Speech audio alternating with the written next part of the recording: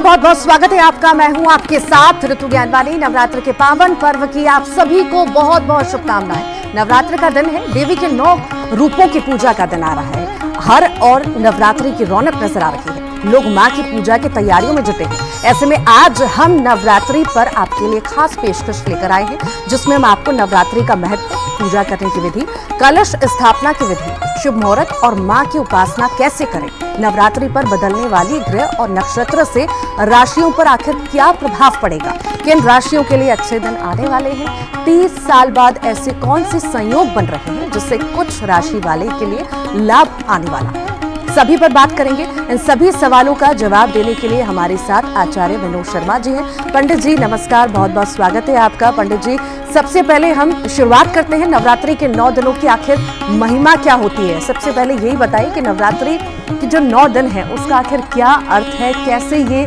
मनाए जाए। जी, सबको नमस्कार और बहुत ही अच्छा आपने प्रश्न पूछा है। यूँ तो माँ की कृपा हमें पूरा साल प्राप्त होती रहती है। माँ के भक्त उनकी भक्ति में सराबोर रहते हैं, लेकिन ये जो 9 दिन है नवरात्रि में, चाहे वो शरद काल की नवरात्रि हो अथवा चैत्र की नवरात्रि हो, ये बड़े ही महत्वपूर्ण माने गए हैं। कहा जाता है कि इन दिनों में ऋतु परिवर्तन हो रहा होता है। ऋतु परिवर्तन के साथ साथ हमारी चेतना में भी परिवर्तन होता है, और अगर ऐसे में हम माँ के मंत्रों के साथ, माँ की पूजा के साथ खुद को जोड़ देते हैं, तो भक्ति का जो एक भक्ति की सीढ़ी है, बहुत तेजी से हम उस पर आगे बढ़ते हैं। और माँ कहते हैं कि अपने 9 रूपों में इन 9 दिनों के अंदर जागती हैं और अलग अलग तरीके से अपने भक्तों को आशीर्वाद देती हैं। इसीलिए इन नवरात्रियों में माँ की साधना का बहुत ही विशेष महत्व है। 9 दिन बेहद ही खास होते हैं। माँ को अलग अलग तरह से हर कोई पूछता है, अलग अलग तरह के जतन करता है। आखिर हम ऐसा क्या खास करें, हम माता को कैसे खुश करें, ये 9 दिन कैसे हम निकालें, क्या खाएं, क्या पिएं, कैसे रहें, इस पर भी आचार्य जी आप बताइए। देखिए, सबसे पहले तो क्योंकि आज नवरात्रि की शुरुआत हो रही है, तो सबसे पहले इसमें भक्तजन जो है वो कलश स्थापना करते हैं, जिसको कि एक साधारण भाषा में कलश के अंदर अगर हम इसे समझें तो एक मिट्टी का कटोरा लें अथवा कलश लें, उसमें थोड़ा सा साफ मिट्टी डाल करके जौ को डालें। आचार्य जी, ये भी हमारे दर्शकों को बताइए कि आखिर चैत्र नवरात्रि का शुभ मुहूर्त क्या है इसका। देखिए, इस बार एक बड़ी महत्वपूर्ण घटना है कि माँ घोड़े की सवारी पर आ रही हैं। हर बार नवरात्रों में माँ की सवारी अलग होती है, और जहाँ तक सवाल है कि पूजा का मुहूर्त, तो सुबह प्रथम नवरात्रि के दिन सुबह 6:15 बजे से लेके 10:15 बजे तक माँ की विधि विधान से पूजा करें, घट की स्थापना करें, कलश की स्थापना करें। जो लोग भी घर में पूजन करते हैं अथवा मंदिर में पूजा के लिए जाते हैं, दोनों ही जगह पूजा करने का जो सबसे बेस्ट टाइम है, जिस टाइम में पूजा करने से अगर आप बेरोजगार हैं तो नौकरी की प्राप्ति होगी, धनहीन हैं तो धन की प्राप्ति होगी। टाइमिंग जो है वो नवरात्रि में बड़ी इंपॉर्टेंट है, इसलिए बड़ा अच्छा आपने पूछा। तो नोट करें सभी भक्तजन कि सुबह 6:15 बजे से लेकर के सुबह 10:15 बजे तक प्रतिपदा वाले दिन ही, आज ही आपको घट स्थापना करनी है। और अगर किसी का ये टाइम छूट जाता है तो फिर एक टाइम अभिजित मुहूर्त के नाम से जाना जाता है, जो कि आज 12:15 बजे से लेकर 12:45 बजे तक दोपहर को रहेगा। अगर सुबह का टाइम छूट जाए तो आप अभिजित मुहूर्त में अवश्य कलश की स्थापना कीजिएगा, माँ की विशेष कृपा प्राप्त होगी। जी आचार्य जी, घर में पूजा करने के लिए कलश स्थापना भी होती है, उसका शुभ मुहूर्त आखिर क्या होगा, विधि क्या होगी उसकी। जी, जहाँ तक कलश स्थापना का मुहूर्त की टाइमिंग है, जैसे मैंने अभी 2 टाइम बताए, सुबह 6:15 से 10:15 बजे तक और दोपहर को तकरीबन 12:15 से 12:45 बजे तक। और जहाँ तक विधि का सवाल है, तो आप एक कलश लेके आएं अथवा कोई मिट्टी का एक कटोरा लें, उसमें साफ सुथरी मिट्टी बड़ी भावना के साथ भरें। उसके बाद उसके ऊपर स्वास्तिक, श्री, ओम इत्यादि के सुंदर सुंदर धार्मिक चिन्ह अर्पित करें, अंकित करें उसके ऊपर। फिर जो है आपने उसको जौ को जो है मिट्टी में डाल देना है और ऊपर से थोड़ा सा पानी डाल के माँ की वेदी अथवा माँ की मूर्ति के सामने उसको आपने बड़ी भावना से एक चुनरी लपेट कर रख देना है और प्रतिदिन थोड़ा थोड़ा जल उस पर अर्पित करना है। कहते हैं कि जैसे जैसे वो जौ फूटते हैं, उनमें अंकुर फूटते हैं, वैसे वैसे माँ ही आपके घर में प्रकट होती है तथा आपको बहुत सारी खुशियों से ब्लेस करती है। बहुत नवरात्रि में बहुत ज़्यादा महत्वपूर्ण हो जाता है कन्या पूजन। आखिर कन्या पूजन किस तरह से किया जाए, इसकी सरल विधि क्या है, कैसे करें?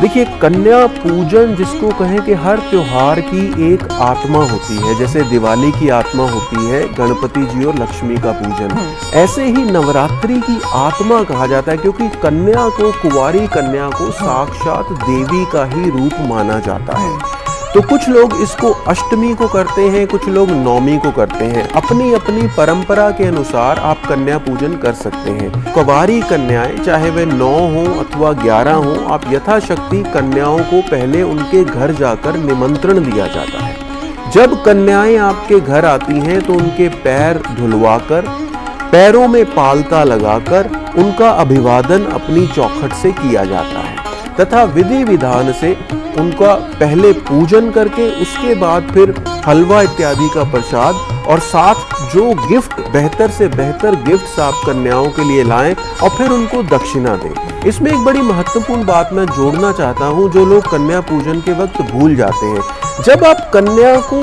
विदा करें अपने घर से उनका पूजन करके, तो याद रखें कि थोड़े से अक्षत लें, थोड़े कच्चे चावल लें, उसमें थोड़ी सी हल्दी मिला दें। उन कन्याओं को कहें कि ये हल्दी मिले हुए अक्षत आपके ऊपर छिड़क दें। उसके बाद आप उन्हें विदा करें तो यकीन मानिएगा कि इन नवरात्रों के बाद आपके आर्थिक हालात बिल्कुल बदल जाएंगे। ये एक ऐसी गुप्त विधि है कि जो अगर कोई करे तो उसका लाभ उसको 90 दिन के अंदर अंदर प्राप्त हो जाएगा। वैसे तो पूरी नवरात्रि बहुत ज़्यादा लोगों के लिए खास रहती है, पर सप्तमी की बात करें, अष्टमी की बात करें, नवमी की बात करें, तो इसमें विशेष पूजा लोग करते हैं। आखिर इसमें पूजा कैसे की जाए?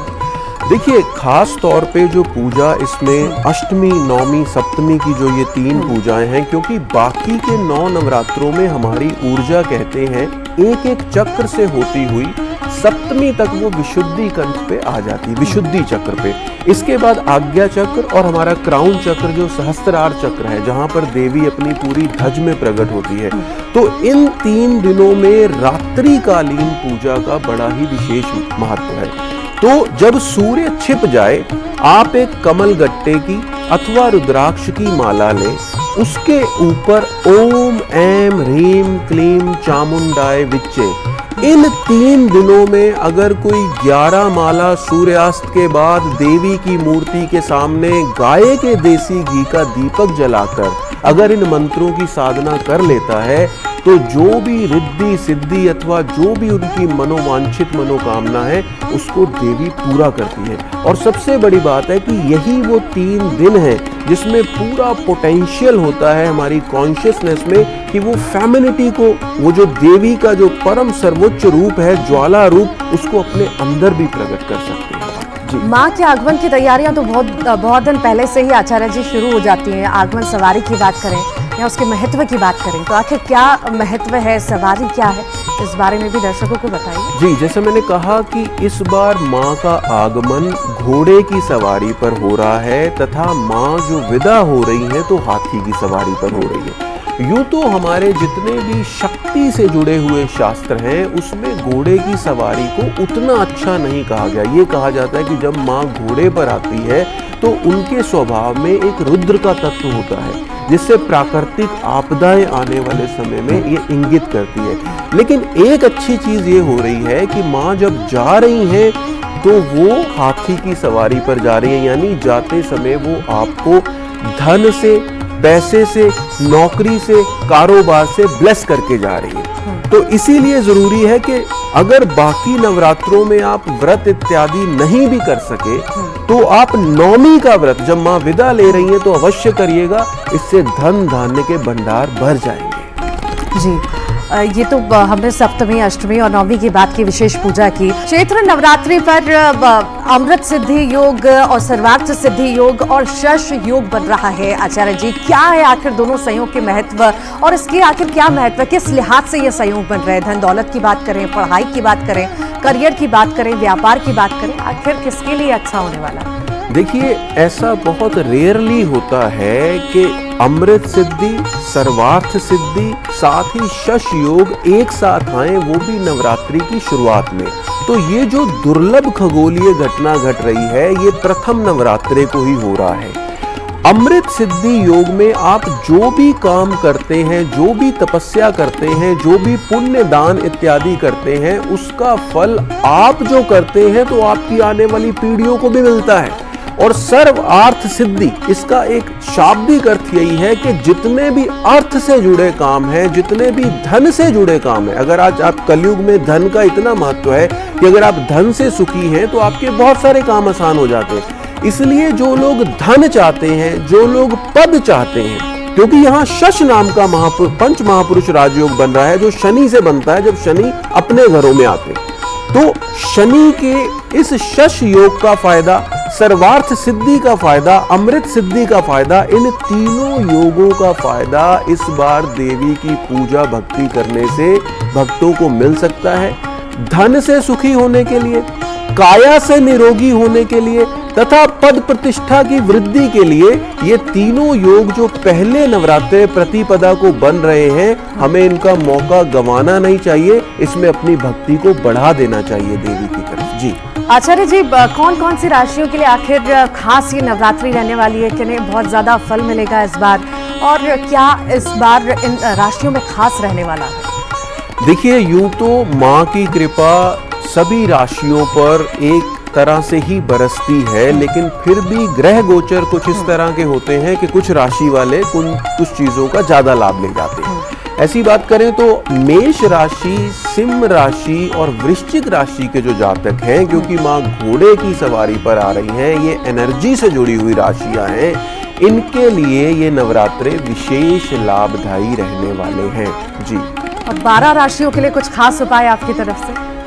देखिए, सबसे पहले अगर 12 राशियों में बात करें तो अगर मेष राशि वाले इस बार नवरात्रों में जितना अधिक गुड़ का दान देंगे किसी देवी के मंदिर में, उतना वो अपने कर्जे से मुक्त होते चले जाएंगे, अगर उनको कर्ज की समस्या है।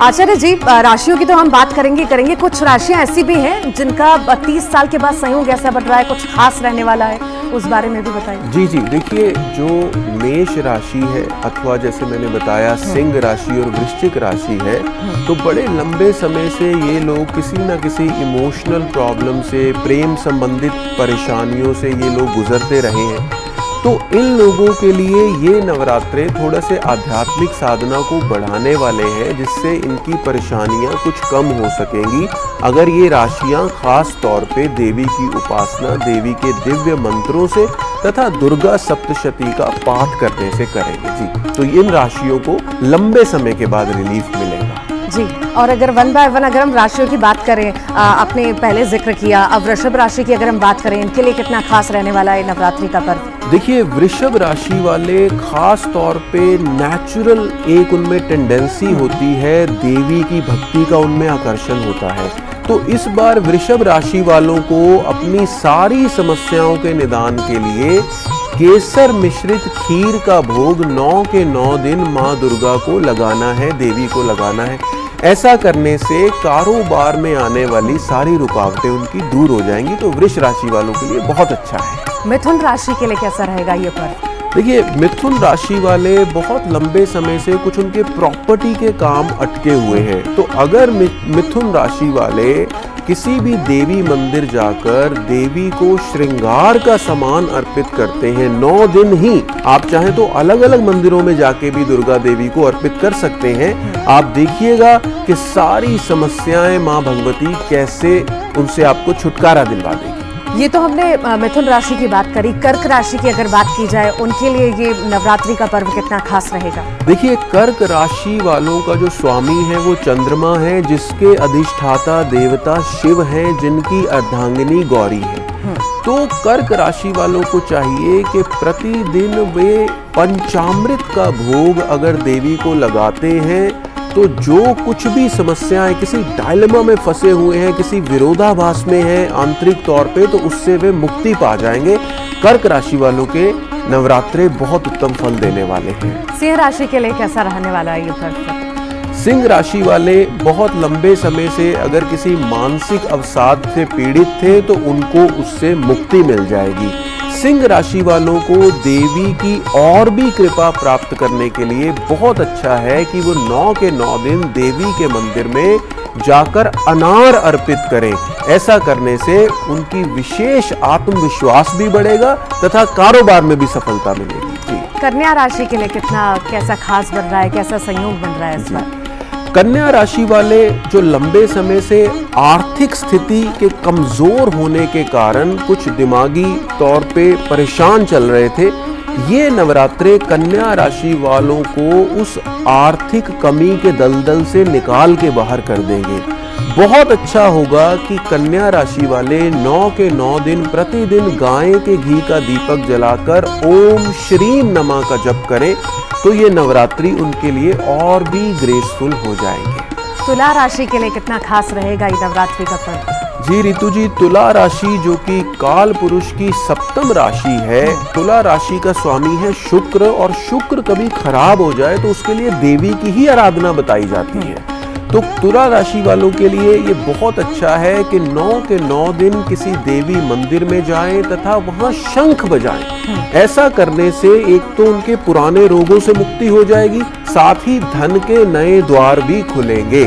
वृश्चिक राशि वालों के लिए क्या खास है इस बार? जी, वृश्चिक राशि वाले यूं तो बहुत जुझारू होते हैं।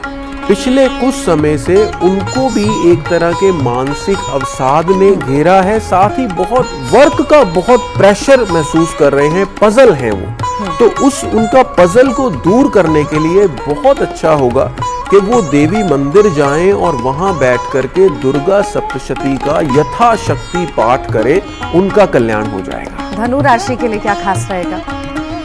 धनु राशि का स्वामी बृहस्पति है, बृहस्पति ज्ञान के देवता हैं। बहुत अच्छा होगा कि धनु राशि वाले दुर्गा चालीसा माँ के मंदिरों में वितरित करें।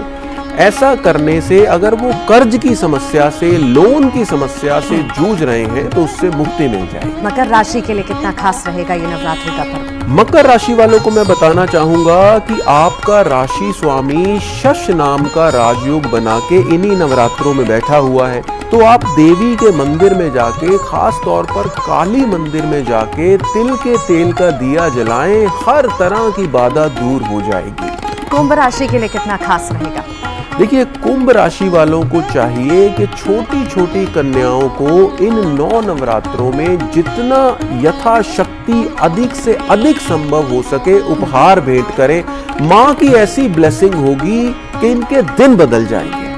आखिरी राशि मीन राशि, वो कितनी खास रहेगी, उन लोगों के लिए कितनी खास रहेगी? देखिए, मीन राशि वालों के लिए ये नवरात्रि बहुत ही खास रहने वाली है, क्योंकि माँ का निर्गमन, माँ का जो जाना है वो हाथी पर हो रहा है, और उसका बृहस्पति से बहुत बड़ा कनेक्शन है जो मीन का स्वामी है। तो बहुत अच्छा होगा कि मीन राशि वाले प्रतिदिन माँ के मंदिर जाएं, वहां देसी घी का 2 मुखा दीपक अगर जला के आते हैं तो इनके कार्यों की सारी बाधाएं देवी दूर कर देंगी। जी। तो ये पूरा जो है नवरात्रि का पर्व कितना खास आप सभी के लिए रहेगा, किन किन के लिए खास रहेगा, ये सभी आचार्य जी ने बताया।